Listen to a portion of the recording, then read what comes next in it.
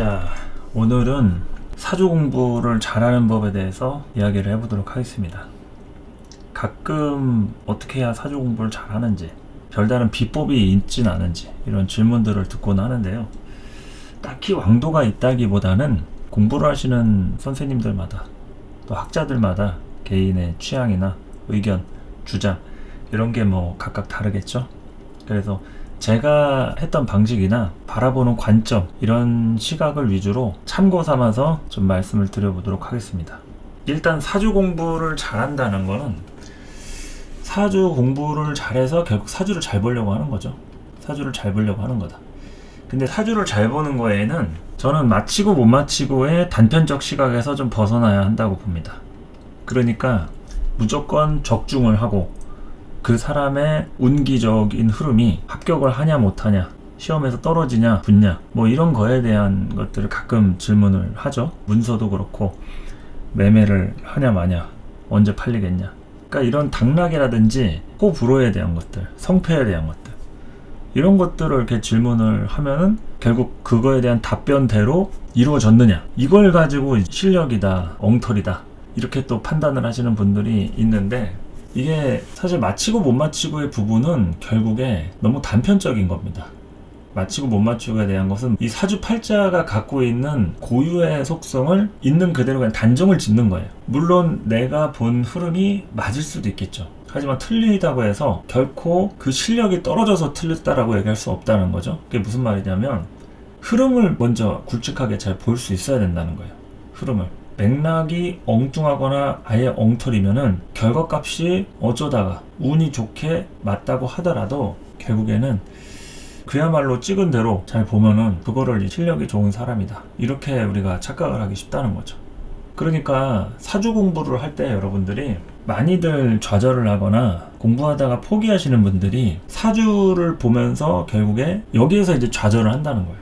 아, 나는 잘 못 맞히니까, 내가 본 것들은 다 틀렸으니까 라는 관점에서 항상 꼭 맞춰야지만이 잘 보는 걸로 이렇게 착각들을 하시는 거죠.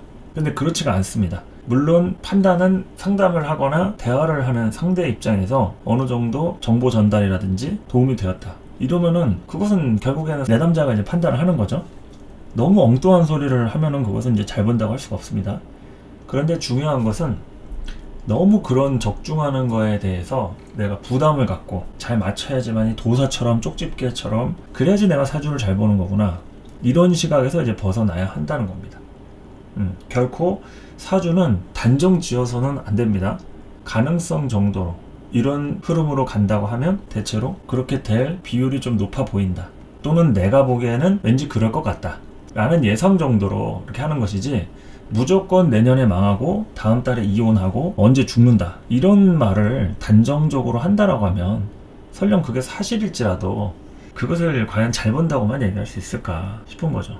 그리고 또한 무조건적으로 그렇게 될 거라는 보장도 없습니다. 왜냐면 똑같은 사주가 있다고 해도 그 사주가 똑같은 시기에 결혼을 하고 똑같은 시기에 죽고 다치고 이런 건 아니란 말이죠.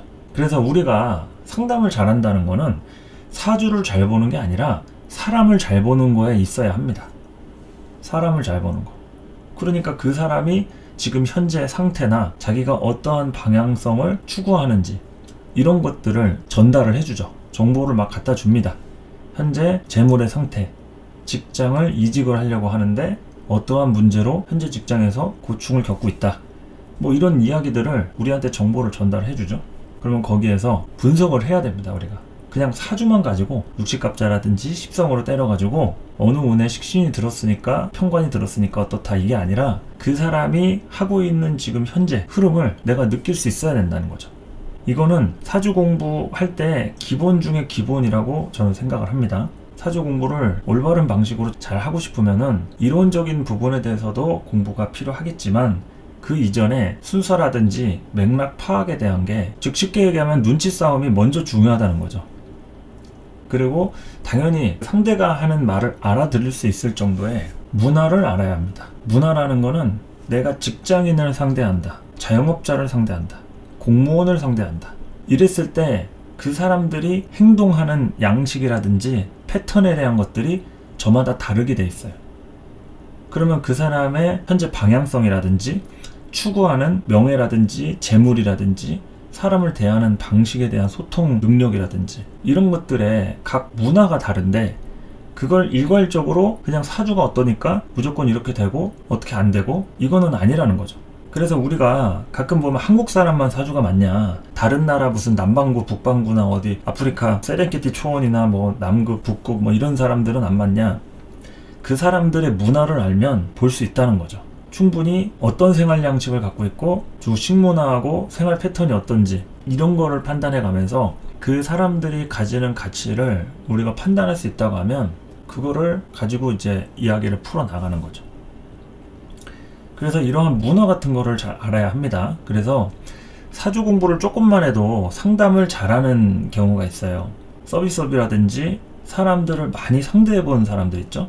그런 사람들은 그 상대방이 무슨 얘기를 하는지를 바로바로 파악할 수 있기 때문에 그래요. 그러니까 이 사람이 쓰는 시간과 공간에 대한 부분들, 문화를 안다는 거죠.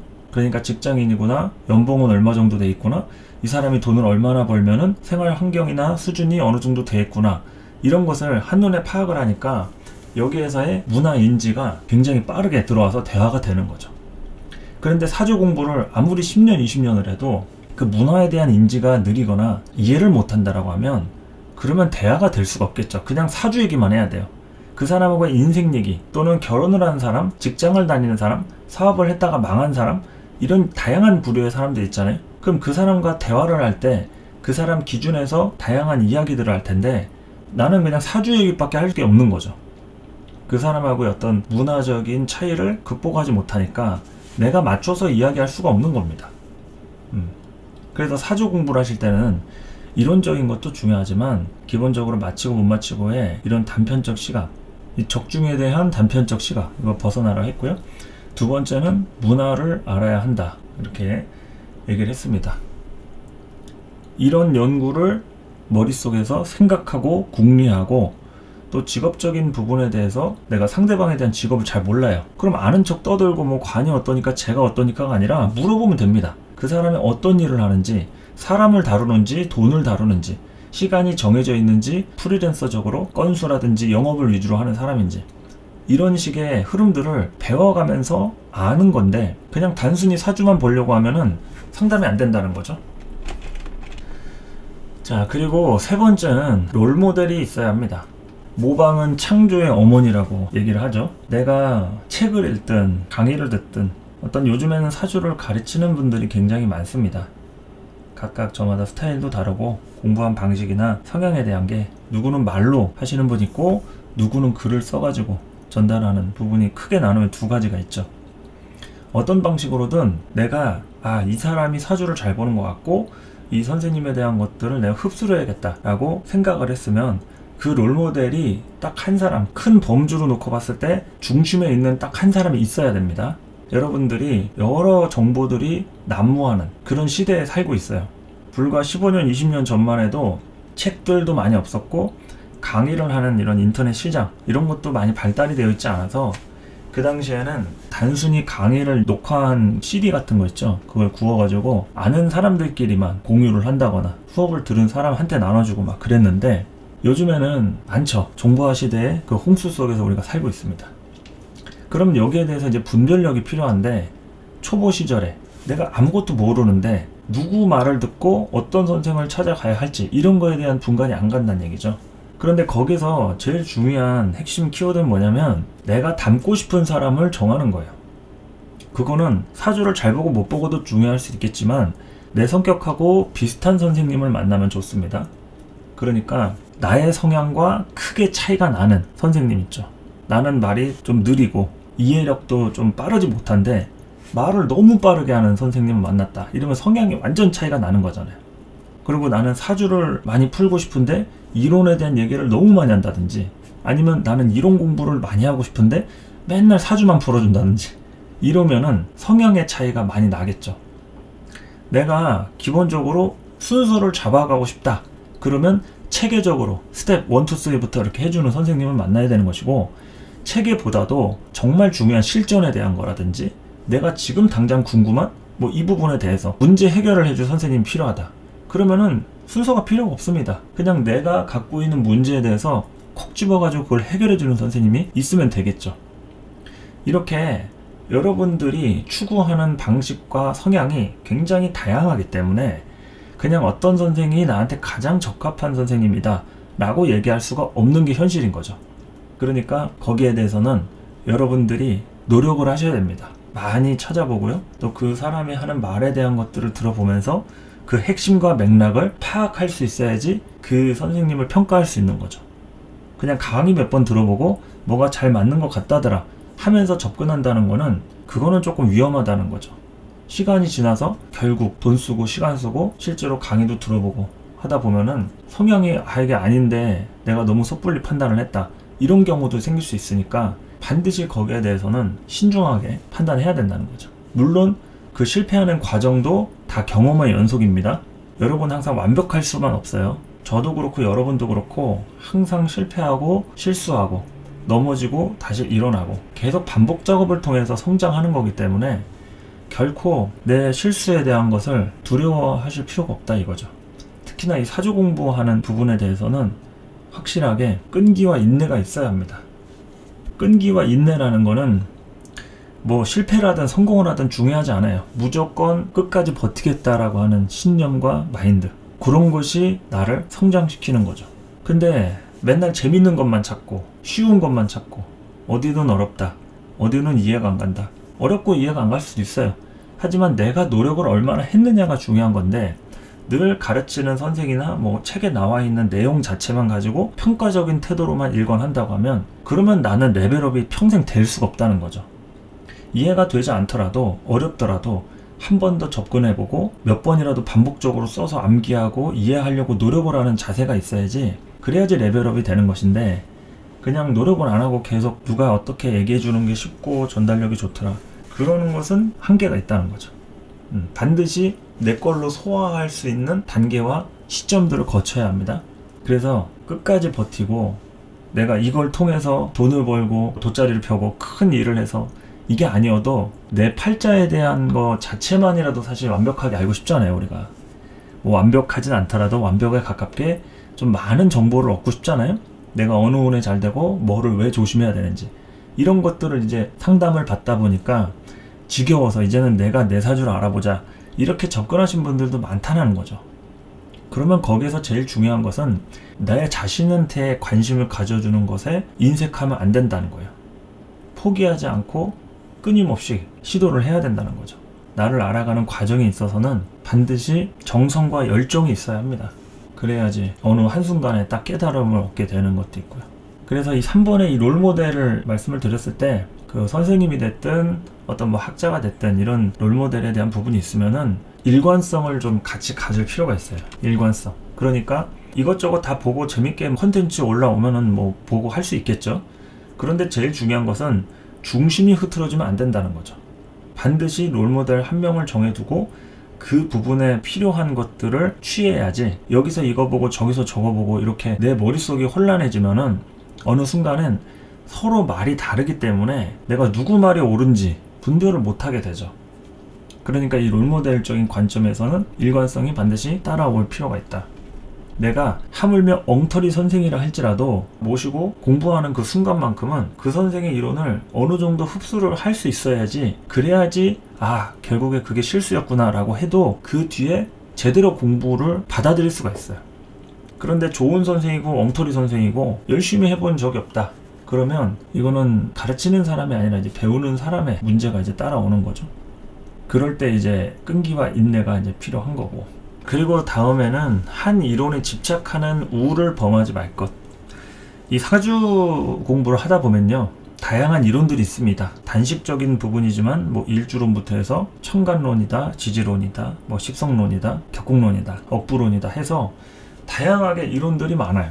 그런데 그 이론을 가르치는 선생님부터 해서 내가 공부할 때도 한쪽으로 치우치게 되어 있습니다. 물론 치우치는 것 자체가 나쁜 거는 아니에요. 그걸 위주로 내가 사주를 잘 볼 수 있으면은 그러면 그 방식대로 하는 게 내 캐릭터가 될 수 있어요. 하지만 다른 것들에 대해서 알고 취하지 않는 것과 전혀 공부도 안 해봤는데 나는 천간만 공부해서 지지는 뭐 그냥 깔짝 수박 겉핥기식으로만 공부를 했고 지지는 거의 안 본다, 난 천간 위주로 본다 하시는 분들도 있고, 거의 대부분 십성으로만 때려가지고 간목일간, 을목일간이 아니라 그냥 식신만 보고 정제, 편제, 무인성, 뭐 무제 이런 걸로 통변을 하시는 분들도 있어요. 정말 황당하죠. 이게 십성에 대한 부분뿐만이 아니라 계절도 봐야 하고 오행에 대한 일간이 나와야지 그 다음에 그 사람의 운이 속도가 좀 붙는지 안정성을 취하는지 이런 걸 봐야 하는데, 그냥 무조건 신강신약만 본다든지 지지에 있는 형충의 합 가지고만 어느 운에 어떻고, 그러니까 이렇게 단식으로만 보시는 분들이 있다라는 거죠. 한 이론에 집착한다는 겁니다. 한 이론에 집착을 하게 되면 어느 순간에는 운이 좋을 때는 그게 잘 맞아요. 식상이 많은 사주가 어떻다더라, 갑자일주가 어떻다더라, 인신충이 있는 사주가 어떻다더라, 이러면은 그러한 이론이 운이 좋게 딱딱 들어맞으면 아, 역시 식상이 많은 사람은 이래, 무인성 사주는 이래 하면서 기정사실화하는 선입견을 갖게 된다는 거죠. 그러면 그것이 틀렸다라는 것을 반드시 내가 알고 있어야 되는데 부분적으로는 틀릴 수가 있잖아요. 그런데 맞는 경우가 많다 보니까 오히려 틀렸다고 누가 주장을 하면 싸우게 됩니다. 논리적으로 이렇게 반박을 하고 토론을 하는 게 아니라 내 주위에 그런 사람이 많았는데 무슨 소리를 하는 거냐 하면서 서로 자기의 경험담을 얘기하면서 배틀이 시작이 되죠. 그런 경우를 많이 볼 수가 있는데 서로가 하는 말들이 다 맞다고 할 수가 없는 겁니다. 왜냐면 자신들이 가지고 있는 통계가 다 주변 사람들에 국한되니까요. 물론 사람이 사주라는 운명을 연구를 할 때 모든 전 세계 사람들을 표본으로 연구를 할 수는 없기 때문에 자기 경험에 의존할 수밖에 없는 게 현실이긴 한데, 여기서 중요한 건 뭐냐면 설득력이 기본적으로 따라와야 됩니다. 설득력. 내가 사람을 몇백만 명, 몇천만 명을 보지 않더라도 몇 가지의 표본을 가지고 대체로 이런 흐름이지 않겠냐라고 얘기했던 것이 상대방과 나아가서 그 시장을 설득할 수 있다고 하면, 그러면 내가 굳이 엄청나게 많은 통계와 확률에 대한 개념을 갖고 있지 않아도 대다수의 사람들이 내 논리를 일리 있다고 보는 거죠. 그런데 내 표본이 정말 많은, 정말 뭐 수십만, 수백만의 데이터가 있다고 칩시다. 그런데 납득이 안 돼요. 사람들한테 또는 그 시장에서. 그러면은 내 표본이 아무리 많아도 거기에 대한 맥락이 설득되지 않으면, 그러면 서로가 각자의 얘기만 하기 때문에 결론이 나진 않는 거죠. 결론이 나지 않는데 대화를 계속하고 있다? 이거는 싸움밖에 안 되는 겁니다. 그러니까 명리 공부를 할 때 우리는 자기의 의견이라든지 주장을 하다 보면 반드시 싸움이 일어나게 돼 있어요. 나는 식신상관에 대해서 이렇게 생각을 하는데 왜 너는 그걸 나쁘게 보느냐, 또는 무인성 가진 사주가 내 경우에는 이랬는데 신강한 남자의 형태가 이런 성향이었는데 왜 그거를 좋게 얘기를 하느냐, 이렇게 서로 생각이 다른 부분에 대해서 의견을 주고받고 하다 보면은 한쪽은 좋은 기억이 있고 한쪽은 그다지 좋은 기억이 없고 또 한쪽은 완전히 최악의 기억이 있으면은 그런 것들을 이야기를 나누는 상황에 서로 공감을 요구하게 되고, 공감을 해주지 않고 반박을 하게 되면 싸움이 일어나게 되는 거죠. 그러니까 공부를 해야 되는 소중한 시간에 댓글 달다 보면은 그냥 막 싸우고 있는 거예요. 그런 것이 왜 일어나느냐, 한 이론에 너무 집착을 하기 때문에 그런 거죠.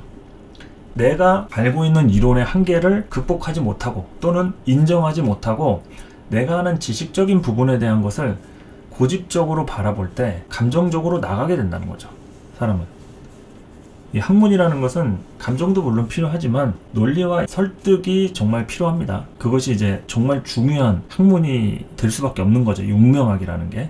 사실 운명이 정해져 있다라고 어느 정도 예측한다는 것도 바깥 사람들 입장에서는 우리 공부하는 사람을 미신에 빠져 사는 사람이라고 볼 수도 있죠. 그 사주 뭔데 그거 맞지도 않는 거 왜 쓸데없이 보고 있냐, 무슨 사주 공부한다고 돈 쓰고 시간 낭비하냐, 이렇게 볼 수도 있잖아요. 공부를 하지 않는 바깥 사람 입장에서는 그 안에 있는 사람들 보고 한심하다 이렇게 생각할 수도 있는 거니까요. 그렇기 때문에 논리와 설득이 충분히 되어야 한다는 겁니다. 그래서 다양하게 공부를 해야 하고요. 거기에 대해서는 순서를 정확하게 딱딱 지켜야 한다는 거죠. 꼭 천간이 먼저고 지지가 나중이고 뭐 십성은 몇 번째고 이런 순서가 아니어도 그래도 골고루 공부는 해봐야죠. 그래서 너무 이제 한 이론에만 국한돼 가지고 꼭 이것만 보고 나는 그거는 취급 안 하고, 특히나 이제 민감한 이론 중에 하나인 신살 뭐 이런 거 있잖아요. 그 신살에 대한 것을 아주 이론에 대한 취급을 안 하시는 분들도 계십니다. 그런데 이제 잘 살펴보면은 신쌀도 명료하게 한 이론이고 별자리, 오성학이라고 하는 그 천문 점성술에서 온 겁니다. 그래서 그러한 구조들을 이해를 하지 못한 입장에서는 보통 무당들이 하는 흔히 뭐 역마살이 꼈다, 뭐 삼재가 들었다 해서 이제 그런 걸로 좀 겁을 줄 때 거부감에 신쌀을 뭐 인정을 안 하시는 분들도 있고 한데, 연구를 해보다 보면은 신쌀도 나름의 체계가 있다는 것을 이제 알게 된다는 거죠.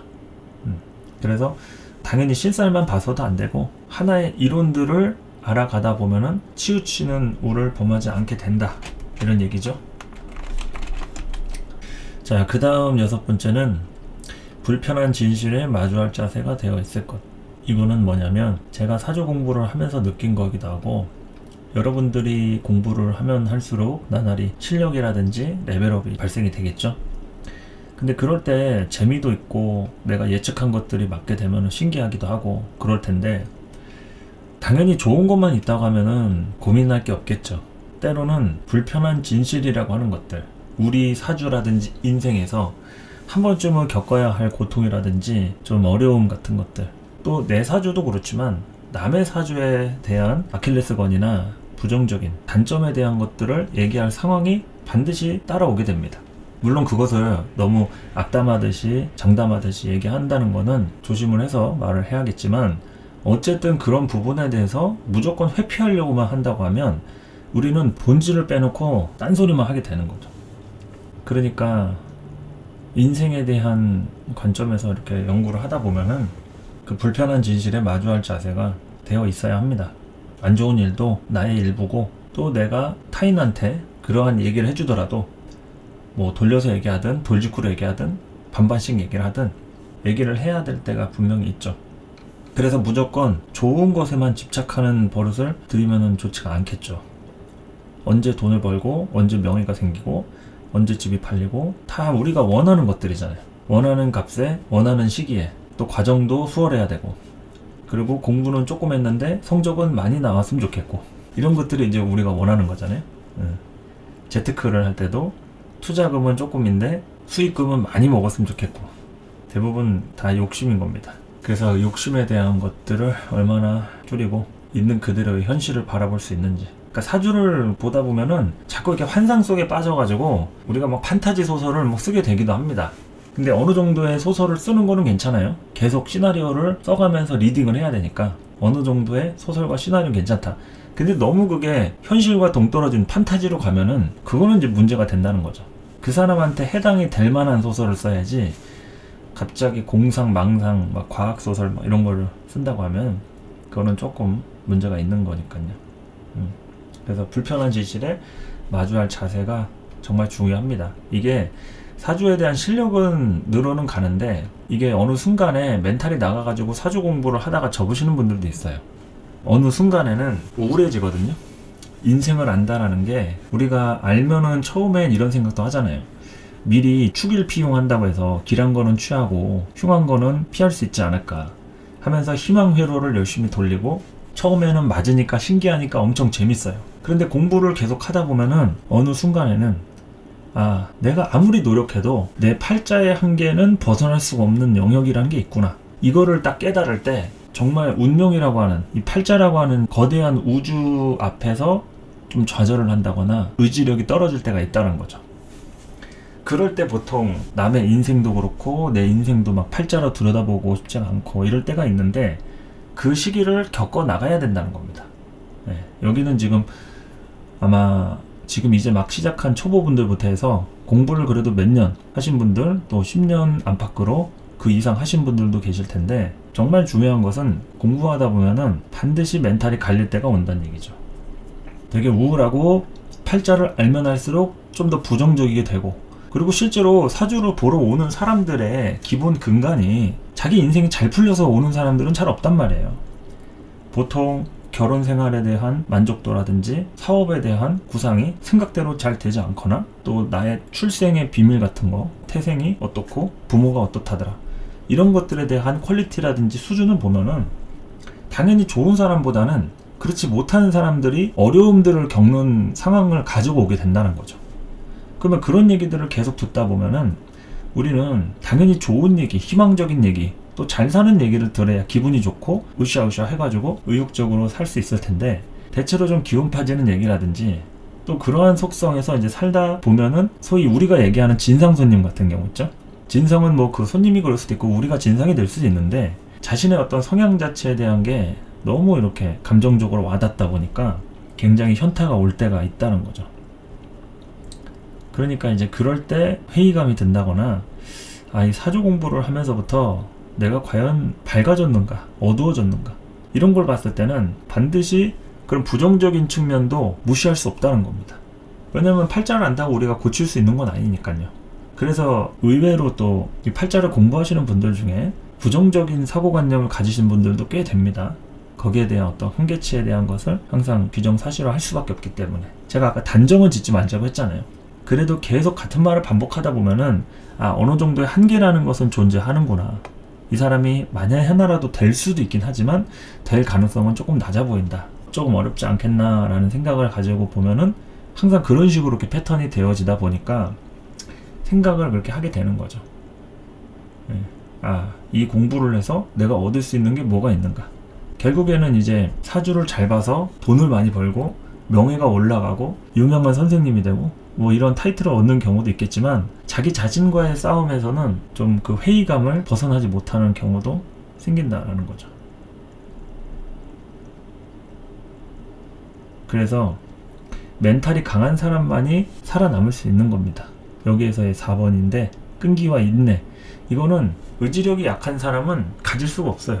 매일매일 꾸준히 공부를 한다든지 사주 명리에 대한 생각, 음양오행적인 시각, 그리고 뭐 십성에 대한 생각제와의 논리, 이런 것들을 계속 머릿속에 생각을 하고 공부를 하면서 즐거움을 깨달아야 되는데, 멘탈이 약한 사람들은 돈 버느라, 사람 관계 하느라 사주 공부해야 되는데 까먹고, 또 언제 공부해야지 하다가 6개월, 1년 뭐 이렇게 지나고, 그런 게 현실이죠. 그게 나쁘다는 게 아닙니다. 원래 다 그렇게 살아요. 그 시간을 쪼개가지고 어떻게 해서든지 간에 사주 명리라고 하는 필살기를 내 인생에 장착을 하는 과정인 건데, 그것을 어떤 관점으로 아주 강인한 인내력과 어떤 열정으로 시도를 하는가, 이런 거죠. 뭐 일도 안 하고 돈은 많은데 그거 가지고 그냥 공부할 시간만 있다 하면은 누구나 다 할 수 있겠죠. 아니면 어린 나이에 시간이 많을 때 부모님이 뭐 사주 공부를 하라고 시켜줬다거나 이러면은 할 수 있겠지만, 지금 우리는 성인이 돼서 거의 뭐 가족들 부양하고 애들 키우고 돈 나갈 때는 많고, 여기에 이제 여유가 없는 거죠. 사주 공부를 할 시간과 여유가. 그래서 그런 것들을 빨리 만드셔야 합니다. 공부를 하라는 게 아니에요. 무조건 하라는 게 아닙니다. 포기할 거면 빨리 포기해야죠. 그냥 사주는 취미로 그냥 어쩌다가 한 번씩 그냥 깔짝 보시고 궁금하면 돈 내고 상담 받는 게 낫지, 내가 굳이 공부하면서 스트레스 받고 선생님 찾아다니고 여기저기 실패하고 이 이론이 맞는 것 같아서 열심히 공부했는데 알고 보니 엉터리더라, 뭐 실전에 임상해보니까 하나도 맞지도 않고, 이런 경험들을 하다 보면 이게 과연 내가 하고 있는 게 맞는 건가, 이런 생각을 이제 한다는 거죠. 그래서 그러한 관점에 대한 것들 정말 중요하다 말씀을 드리는 겁니다.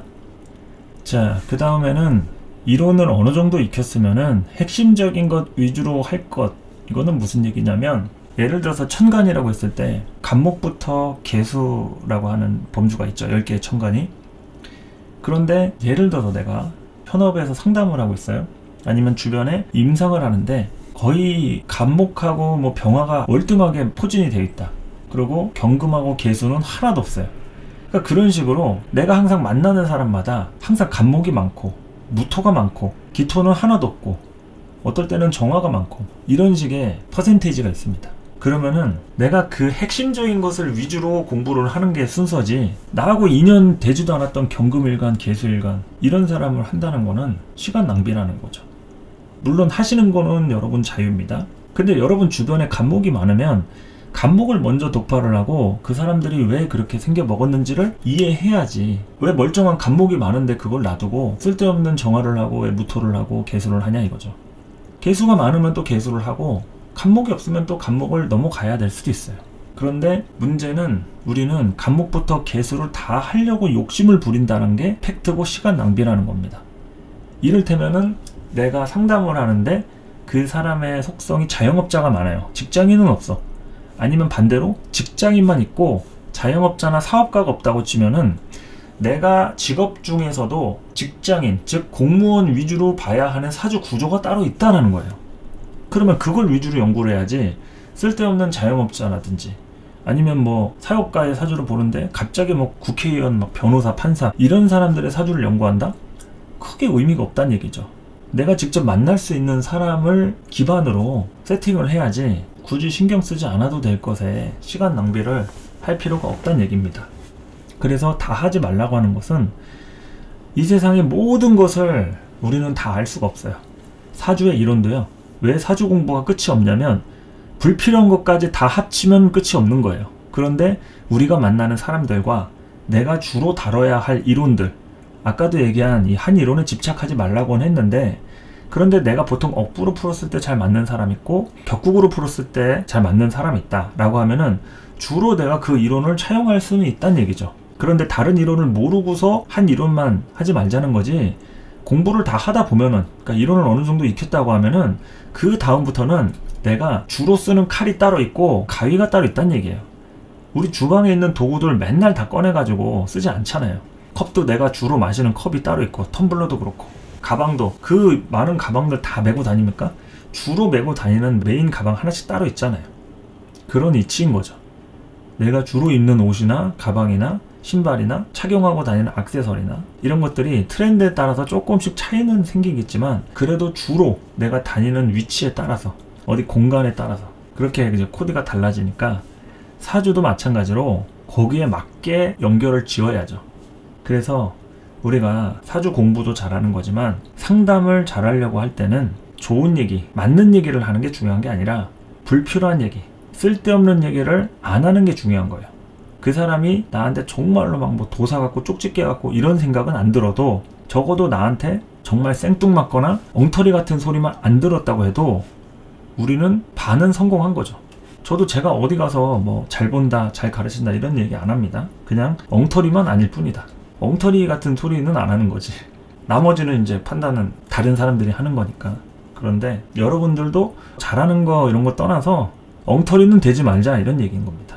그러니까 이 사주를 또 8글자가 이렇게 금묘화실로 있잖아요. 8글자를 다 보지 말란 얘기예요. 일간을 보고 계절을 보고 뭐 격을 보든 환경을 보든 아니면 많은 걸 보든 기준을 딱 잡고 거기에서 가장 쓸모있는 용신을 보든 기신을 보든 이런 식으로 이렇게 구조를 잡아야 되는데 8글자를 처음부터 다 읽으려고 하니까 이게 사주가 어지럽고 보이지가 않는 거죠.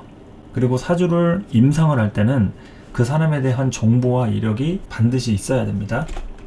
그러니까 임상을 할 때 그냥 사주를 보려고 하면 안 된다는 얘기예요. 그 사람의 정보가 있어야지. 지금 이 사람이 돈을 벌어야 하는지, 명예를 얻어야 하는지, 사람이 있어야 하는지, 그리고 지금 이 사람이 어떤 생각을 갖는지에 대해서 정보가 있는 상태에서 사주를 봐야지 그냥 글자만 풀이하는 거는 아무짝에 쓸모가 없는 거죠. 글자만 갖는 거는 60년마다 그 사주가 반복돼서 오는데 그럼 60년 전에 살았던 나랑 똑같은 사주의 사람이 똑같은 인생을 사냐?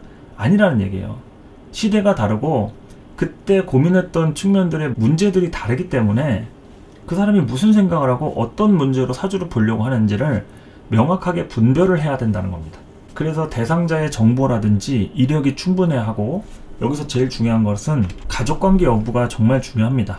이것을 별로 따지지 않는 분들도 계신데 저 같은 경우에는 가족관계, 즉 육친통변을 할 때 제일 중요하게 보는 관점이기 때문에 가족관계, 그 사람이 남자인데 차남인지 막내, 삼남인지 장남인지 또는 여자 형제가 있는지 여자여도 장녀인지 처녀인지 이런 거에 대한 포지션이 그 다른 것보다 정말 중요하기 때문에 거기에서의 가족관계 여부는 반드시 확인을 하고 사주를 봐야지 아무것도 모르는데 그냥 사주를 풀이하고 언제 이럴 것 같다.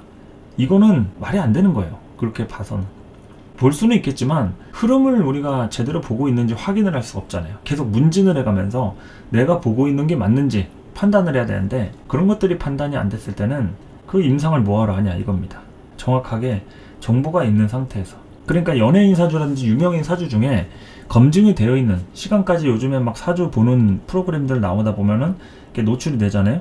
그럼 그런 사주들을 이렇게 보면서 그 사람의 이제 가족관계나 살아왔던 인생들을 유출을 해보면 꽤나 많은 정보와 사례들이 데이터로 쌓인다는 얘기죠. 그래서 이제 저 같은 경우는 이런 식으로 가족관계 여부나 대상자의 정보나 이력을 확인하고서 이제 또 임상을 하기 때문에 여러분들도 공부할 때 그냥 막연하게 사주에 대한 글자만 가지고 언제 어떻다더라 돈을 벌었다더라가 아니라 어떤 식으로 어떻게 돈을 벌고 또 누가 도와줬는지 자기 돈을 했는지 대출을 받아서 했는지 이런 흐름들이 좀 어느 정도 분별이 돼야 되잖아요. 돈도 없는 사람이 어떻게 돈을 법니까? 남의 돈 땡겨서 썼거나 아니면 누가 도와줬다는 얘기인데 그러한 흐름을 좀 볼 줄 알아야 되는 거니까 거기에 대해서 핵심적인 맥락을 잘 짚으려면 어느 정도의 정보를 갖고서 사주를 봐야 된다 이런 얘기죠. 그래서 오늘 제가 한 얘기가 전부는 아니에요. 제가 이제 한 번쯤 이런 얘기를 해드려야겠다 준비는 하고 있었는데 마침 이번에 시간이 남아가지고 설명을 해봤고요. 제가 이야기하는 게 정답이 아닙니다. 그냥 제 방식이고 또 제가 이렇게 뭐 처음에도 뭐 맞히고 못 맞히고의 적중 뭐 이런 여기에 뭐 집착하지 말라고 말을 했지만 저도 어떨 때는 뭐 기가 막히게 맞을 때도 있고 어떨 때는 또 틀릴 때도 있고 그러는 거죠. 그러니까 틀리는 것에 두려움을 갖지 말라 이 얘기입니다. 사주를 꼭 맞추려고만 본다. 굳이 왜 사주를 맞추려고만 하냐. 그 사람을 이해하는데 접근을 하는 수단과 도구로 써야지. 쪽집게 무슨 무당도 아니고 요즘엔 무당들도 뭐 다 맞지 않잖아요. 그러니까 하물며 무당들도 그런데 이제 명리에 공부하는 철학가가 어떻게 뭐 쪽집게 도사처럼 아니면 뭐 영적으로 수련을 해가지고 뭐 도통을 하든지 그래야지 뭐 거의 백발백중으로 점사를 보듯이 할 텐데 우리는 이제 이론으로 보는 거니까 그렇게 겸손함을 갖고 당연히 틀릴 수 있다라는 관점으로 그렇게 접근을 하는 게 스스로 정신 건강에도 좋다 이거죠. 그래서 거의 1시간 가까이 이렇게 얘기를 해봤고요. 여러분들이 사주 공부를 하면서 그래도 도움을 얻는 게 아마 많으실 거예요. 심리적으로도 위안이 되시고 또 누구하고 쉽게 대화나 고민 상담으로 풀 수 없는 것들을 사주 공부를 하다 보면 뭔가 누가 말해주지 않았는데도 깨달음이 얻어지는 그런 부분들이 있잖아요. 아, 결국엔 내가 잘못한 거였구나. 남 탓을 할 문제가 아니었는데 내가 달라져야겠네. 이런 것들에 대한 깨달음은 누가 억지로 잔소리를 한다고 내가 바뀌는 게 아닙니다. 여러분들도 그랬을 거고요. 저도 마찬가지겠죠. 그러니까 스스로가 깨달아가는 그런 관점에서 이 명리학이라는 학문은 참 매력적인 학문이에요. 그래서 그만큼 또 진심으로 열심히 해야 되겠고요. 오늘은 여기까지 설명을 하고 다음에 또 필요한 내용이나 추가할 사항이 있다고 하면 덧붙여가지고 설명을 하도록 하겠습니다. 오늘 강의는 여기까지 하도록 할게요. 감사합니다.